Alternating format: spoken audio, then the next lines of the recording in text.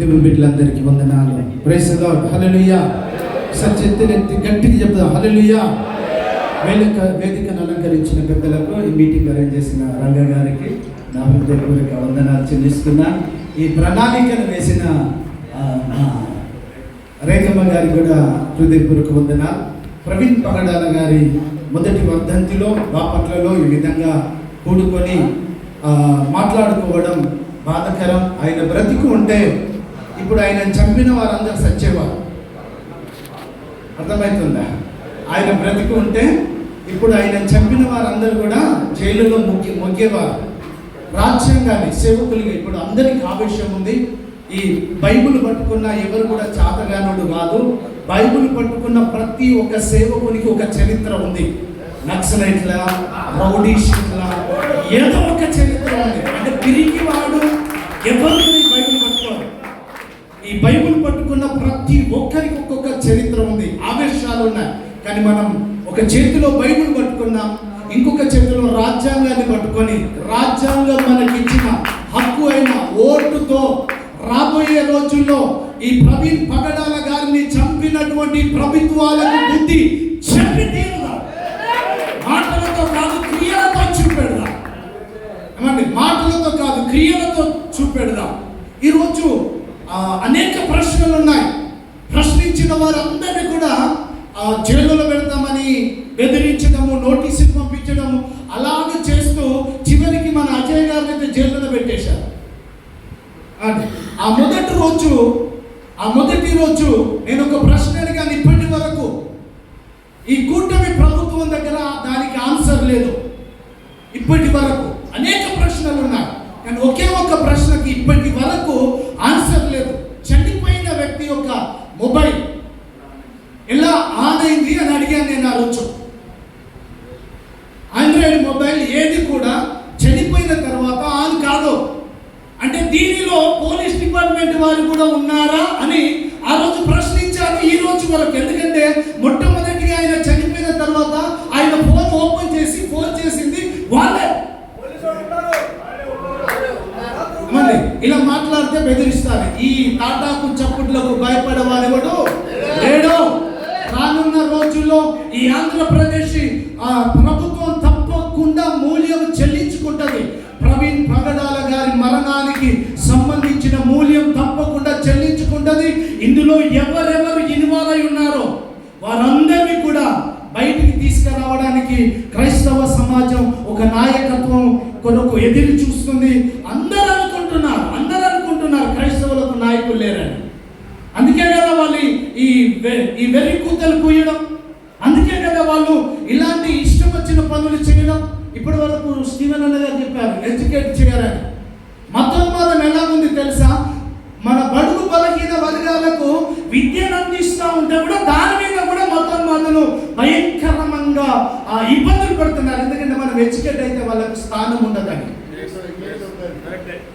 మనం ఎడ్యుకేట్ అవుతే స్థానం ఉండదని 18వ శతాబ్దంలో క్రిస్టియన్ మిషనరీస్ మన భారతదేశానికి విద్యను అందించారు. అప్పుడే మధ్యాహ్న భోజనం పెట్టారు, బుక్కులు ఇచ్చారు, హాస్టల్ ఇచ్చారు, బట్టలు ఇచ్చారు. ఇప్పుడు దాని తరం ఏ మతోన్మాది వల్ల కాదు. ఈరోజు ప్రవీణ్ పగడాల గారి యొక్క మరణాన్ని చూసినప్పుడు అందరూ అనుకున్నారు ఇక క్రైస్తవులకు నాయకుడు లేడు, ఒకే ఒకడు ఉన్నాడు. ఆయన సుప్రీంకోర్టులో కేసేశాడు, ఇక ఆయన ఒక్కరిని చంపేస్తే అయిపోతుంది అనుకున్నారు. కానీ అలా అయిపోదండి. ఈ క్రైస్తవుల కొరకు ఈ వేదిక పైన ఇంతమంది నాయకులు ఉన్నారు. అందులో ముందడుగులో అజయ్ బాబు గారు. హైదరాబాద్లో అజయ్ బాబు గారిని మాట్లాడకుండా నిర్బంధించి హోటల్ నుండి బయటికి రాకుండా పెట్టి ఉంచి ఆయన మాట్లాడొద్దన్నారు. అప్పుడు నేను చెప్పాను, అజయ్ బాబు ప్రవీణ్ పగడాల గారి గొంతును మూస్తే అజయ్ బాబు గారు వేశారు, అజయ్ బాబు గారి గొంతును మూస్తే ఎలీషా పాస్టర్ లేస్తారు. కాబట్టి ఇప్పటి వరకు మనకు స్టీవెన్ అన్న గారు చెప్పినట్టుగా మన సంఘాల్లో మనము ఎడ్యుకేట్ చేయాలి, నేర్పించాలి. మన సోదరులు రంగ గారు ఉన్నారు, ఇలాంటి వారిని మనం ప్రోత్సహించాలి. బ్రదర్ మాట్లాడారు, ఆయన ఆవేశం చూస్తూ ఉంటే నిజంగా ఒక దావీదు సేన సిద్ధమైతే ఆ సేనకు నాయకుడిగా ఆయన ఉంటాడు అనిపించింది. దావీదు అరిసెన అర్థం తెలుసా? ఏమండి, కొట్టడానికి మనకు చేతగాక కాదు. ఒక్కొక్కరు బ్లాక్ బెల్ట్ థర్డ్ హ్యాండ్ ఉన్న వాళ్ళు ఉన్నారు ఈ వేదిక పైన. బ్లాక్ బెల్ట్ థర్డ్ హ్యాండ్ ఉన్న వాళ్ళు ఉన్నారు. చేతగాని వారి సేవకులు ఎవరు లేరు. నేను మరి ఒక్కసారి బాపట్లలో మా సహోదరుడు చెల్లి అశోక్ కుమార్ గారు ఉంటారు, మా సిడిఎఫ్ నేషనల్ వైస్ ప్రెసిడెంట్ గారు బెన్ని గారు కూడా ఉన్నారు. నేను చెప్తున్నాను, ఏమని చెప్తున్నానంటే ఈ రోజుల్లో అనేక మతోన్మాదులు, వెలివేయబడిన మతోన్మాదులు, ఏమండి, రాష్ట్రాల నుండి వెలివేస్తే కూడా వీడు పనికిరాడు, వీడు హంతకుడని రాష్ట్రాల నుండి వెలివేస్తే కూడా ఇప్పుడు దేశ నాయకులైన వారు పరిపాలిస్తుంటే ప్రజలకు న్యాయం ఎక్కడి నుండి జరుగుతుంది? మంచి పరిపాలన రావాలి అని అంటే అజయ్ బాబు గారి లాంటి నాయకత్వంలో అందరం ముందుకు వెళ్ళాలి. నేను కరీంనగర్ నుండి వచ్చానండి, ఇక్కడ నుండి రాలే. నేను కరీంనగర్ నుండి వచ్చాను. నేను ఒక సిడిఎఫ్ నేషనల్ ప్రెసిడెంట్ని. కానీ అజయ్ బాబు గారు పొలిటికల్ గా ముందుకు వస్తున్నారు అంటే తప్పకుండా మన హస్తము తోడుగా ఉంచి తప్పకుండా ఆయన నాయకత్వంలో మనం ముందుకు నడవాలి. నడిచి మనకంటూ పొలిటికల్ గా ఒక నాయకుడు ఉన్నాడు అని, మనకంటూ ఏదైనా జరిగితే ప్రభుత్వాలను గడగడలాడించడానికి ఒక ఉన్నతమైన స్థానంలో క్రైస్తవ నాయకులను అనేకులను సిద్ధపరిచి ఒక ఉన్నత నాయకత్వాన్ని ముందుకు నడిపించడానికి సిద్ధమైన అజయ్ బాబు గారికి మనము తోడుగా ఉండాలి, ఉండడానికి సిద్ధపడాలి. ప్రాణాలకు పోయిన మంచిదే. నాతో అంటారు అజయ్ ఎప్పుడు అన్న, మీరు ఎప్పుడు చూడు ఆ వెలివేయబడిన ఆర్ఎస్ఎస్ వాళ్ళ గురించి మాట్లాడుతూ ఉంటారన్న. అన్న వద్దు, వాళ్ళు నిన్ను టార్గెట్ చేస్తారని. ఉంటే ఇక్కడ ఉంటాం, లేకపోతే పరలోకంలో ఉంటాం.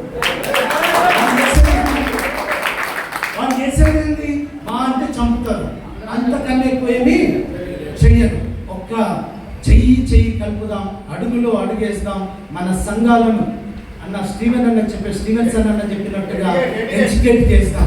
సంఘాలలో ఉన్న యువతులను పెద్దలను, ఆలోచనకర్తలను ప్రతి ఒక్కరిని సంఘటితము చేసి అజయ్ బాబు గారి నాయకత్వంలో మనం ముందుకు వెళ్తే హైదరాబాద్లో వెళ్ళినటువంటి ప్రవీణ్ పగడాల గారిని త్రాగుబోతు చేసినటువంటి చంద్రబాబు నాయుడు గారికి బుద్ధి చెప్పబోతాము.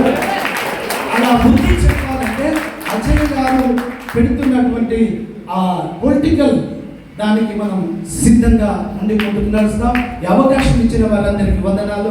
Thank you.